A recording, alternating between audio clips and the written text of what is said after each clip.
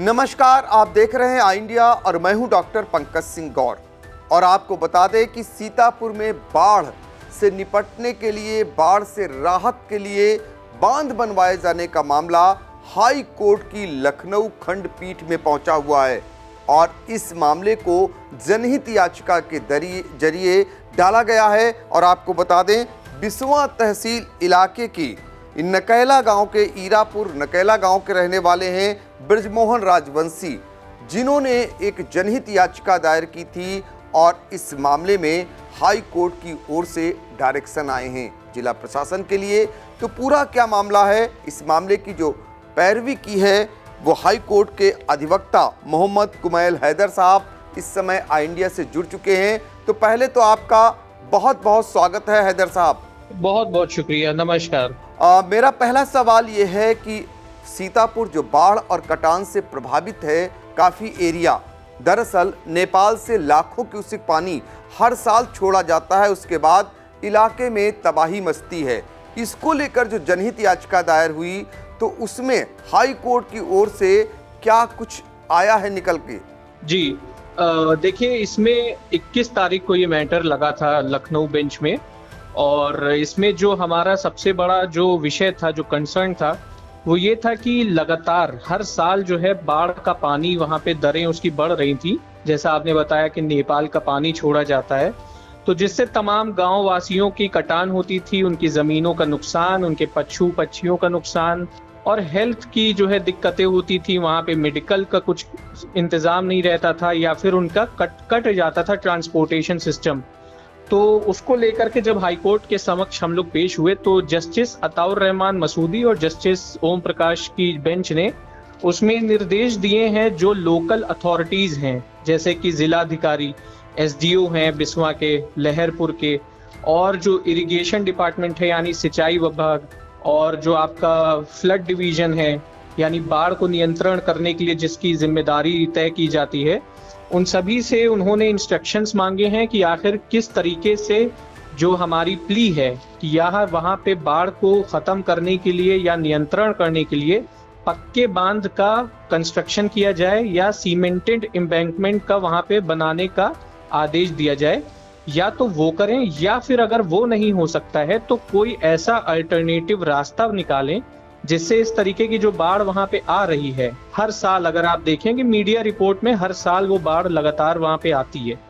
तो उसका किस तरीके से समाधान निकाला जा सकता है, उसके लेकर के 21/8/23 को बेंच ने ऑर्डर दिया है और इंस्ट्रक्शंस मंगवाए हैं कि क्या अल्टरनेटिव रास्ता उसमें हो सकता है। तो ये महत्वपूर्ण जो है हाई कोर्ट से निकल करके आया है, क्योंकि अभी तक सरकारें जो हैं वहाँ पर बाढ़ और कटान से निपटने के लिए जो भी अस्थायी समाधान करती हैं वो नाकाफ़ी साबित होते हैं। यही कारण है कि सीतापुर की 3 तहसीलें लहरपुर, बिस्वा और महमूदाबाद, यहाँ के सैकड़ों की तादाद में जो गांव हैं उनमें पानी कहीं न कहीं घुसता है या गांव का अस्तित्व मिटता है। हर साल घर कटते हैं और उससे निपटने के जो इंतज़ाम होते हैं वो नाकाफ़ी साबित होते हैं। मामला हाई कोर्ट में पहुंचा जनहित याचिका के जरिए। दरअसल जो इलाका मैं बताना चाह रहा हूं, सीतापुर के बिस्वा तहसील इलाके में ये गांव आता है हीरापुर नकैला।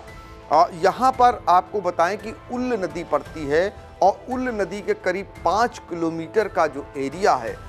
उसके आसपास आने वाले गाँव में पानी पहुँच जाता है या फिर कटान होती है जिससे लोग प्रभावित होते हैं, सड़कें बह जाती हैं, आवागमन ठप हो जाता है। उनकी दुश्वारियों को समझा जा सकता है कि अभी भी सैकड़ों की तादाद में लोग सड़कों पर खर फूस के मकानों में या पॉलीथीन के मकान में गुजर बसर करने को कटान पीड़ित मजबूर होते हैं। हर साल लाखों की आबादी बाढ़ की कैदी बनकर रह जाती है। नेपाल से छोड़े जाने वाले पानी से शारदा नदी, घाघरा और इसके बाद चौका नदी यहाँ उपना जाती है और इसके बाद इलाके के गांव में बाढ़ आ जाती है और जब पानी समिटता है तो कटान होती है। सिंचाई विभाग इससे निपटने के लिए अस्थायी तौर पर तमाम प्रयास करता है, स्टड का निर्माण होता है, लेकिन पानी का पैसा पानी की तरह ही बह जाता है। अब जनहित याचिका के बाद हाई कोर्ट ने ऐसे एरिया के लिए जिला अधिकारी से सीधे तौर पर एसडीओ से, सिंचाई विभाग के जिम्मेदारों से मांगा है कि आखिर इससे कैसे निपटा जा सकता है, क्यों ना वहां सीमेंटेड बांध बनवाया जाए। इस प्रकार के डायरेक्शन भी वहां से आए हैं। तो हम जानना चाहेंगे अब इस जनहित याचिका में जब यहां से जवाब दाखिल होगा प्रशासन की ओर से, जिम्मेदारों की ओर से, तो इसके बाद भी कोई बड़ा फैसला आने की उम्मीद है? जी ज़रूर, बिल्कुल, क्योंकि अगर अभी हमको जो लेटेस्ट अपडेट मिला है वो ये है कि इस जनहित याचिका के बाद जो वहाँ के कंसर्न्ड अथॉरिटीज़ हैं लोकल लेवल पे, उन्होंने अप्रोच भी किया है याचिकाकर्ता को और उन्होंने पूछा है कि किस तरीके की दिक्कतें हैं और उसका समाधान कैसे निकाला जा सकता है। और मेरा ख्याल है कि वो ज़रूर मौके पे जा करके, उनसे यही आशा भी है कि मौके पे जा करके वो स्थिति को देख करके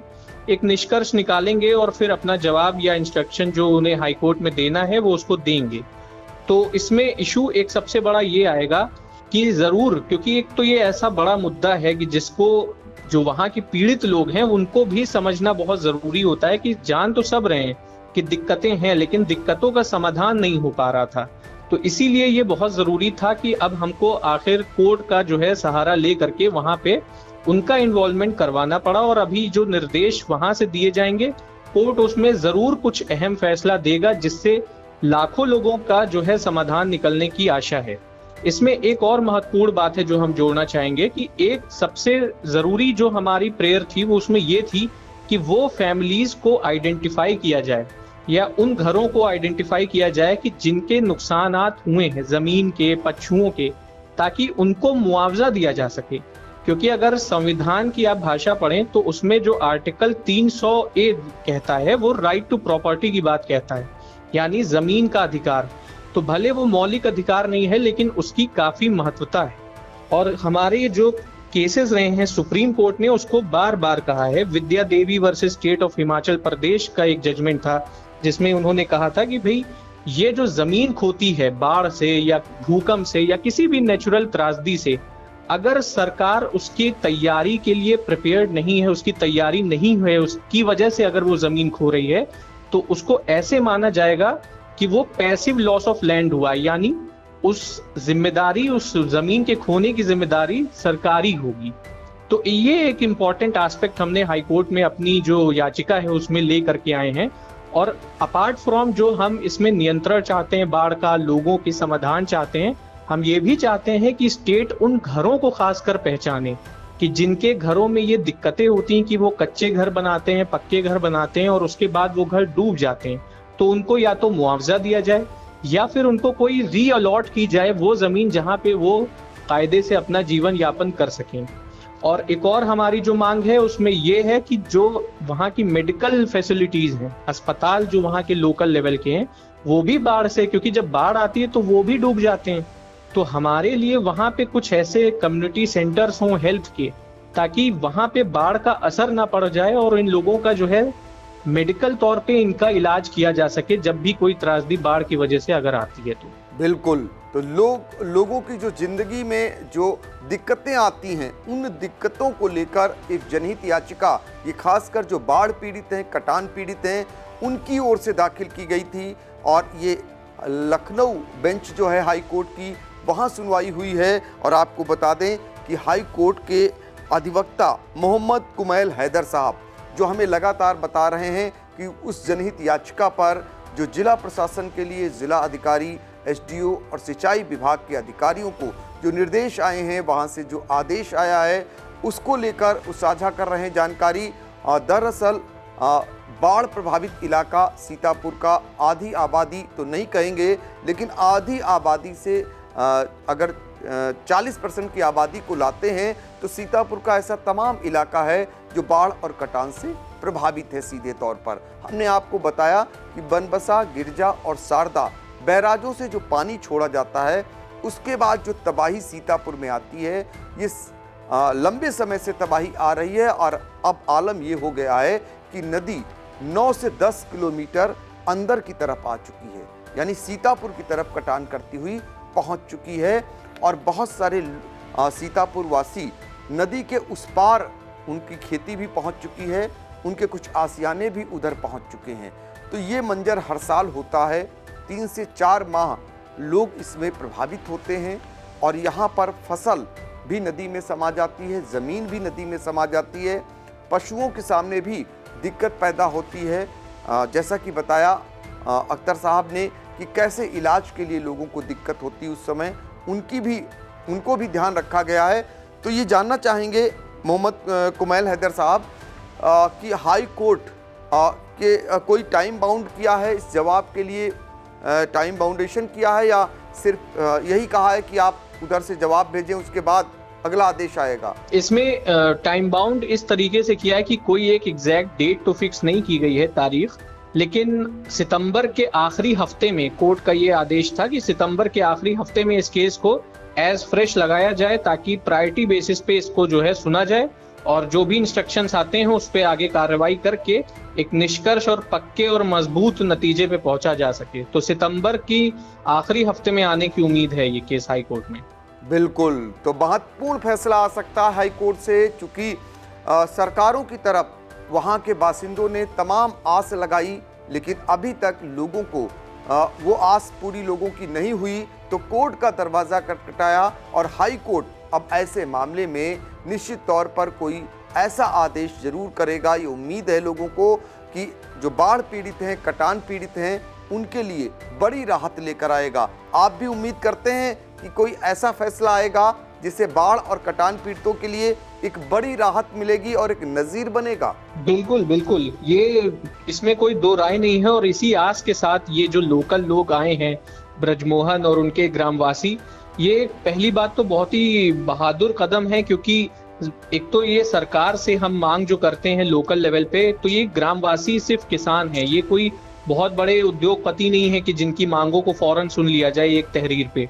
तो इन किसानों का जब नुकसान जान का, माल का हो रहा था, तो इनके लिए अब कोई और ऑप्शन बचा नहीं था सिवाय इसके कि वो न्यायालय का दरवाजा खटखटाएं और अपने लिए एक निर्णय लें पुख्ता, ताकि आने वाले वक्त में या आने वाली जो वंशज हैं इनके, उनको उस तरीके की दिक्कतों का सामना ना सहना पड़े जो ये पिछले कई दशकों से सह रहे हैं बाढ़ के पानी से। तो जरूर इसमें नजीर की उम्मीद है। और क्योंकि सीतापुर एक बहुत ही अहम हिस्सा है उत्तर प्रदेश का, वहां से अच्छी खासी इकोनॉमी जो है जनरेट होती है, वहां अगर इस तरीके से ग्रामीण इलाकों में बाढ़ आएगी तो जाहिरन जो उत्तर प्रदेश की हमारी अर्थव्यवस्था है या राष्ट्र की अर्थव्यवस्था पे एक बहुत बड़ा झटका होता है जब भी बाढ़ आती है। तो ये सिर्फ लोकल लेवल का मामला नहीं है, बल्कि इसमें अगर आप देखें तो अर्थव्यवस्था का भी एक बहुत बड़ा इशू है जुड़ा हुआ। तो इसीलिए जरूर हाईकोर्ट से हम लोगों की यही आशा है और इसी उम्मीद के साथ हम लोग गए हैं कि वहां से एक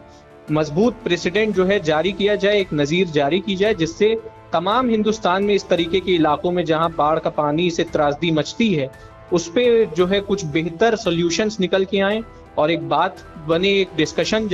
शुरुआत हो एक डिस्कशन की, ताकि केवल बाढ़ से त्रासदी का गम ना मनाएं हम, बल्कि उसकी जो समाधान है उस पे भी बात कर सकें। बिल्कुल, बाढ़ और कटान से जो त्रासदी मचती है उसका गम न मनाएं, कहीं ना कहीं एक ऐसा उपाय करें जिससे लोगों को राहत मिले। इसी उम्मीद में लोग अब बैठे हैं, चूँकि हाई कोर्ट से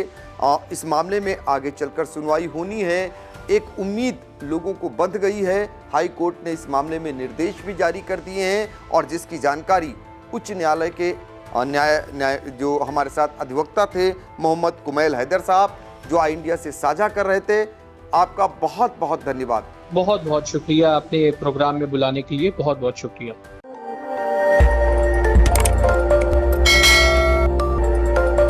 खबर आपकी, नजर हमारी। देखते रहिए आई इंडिया।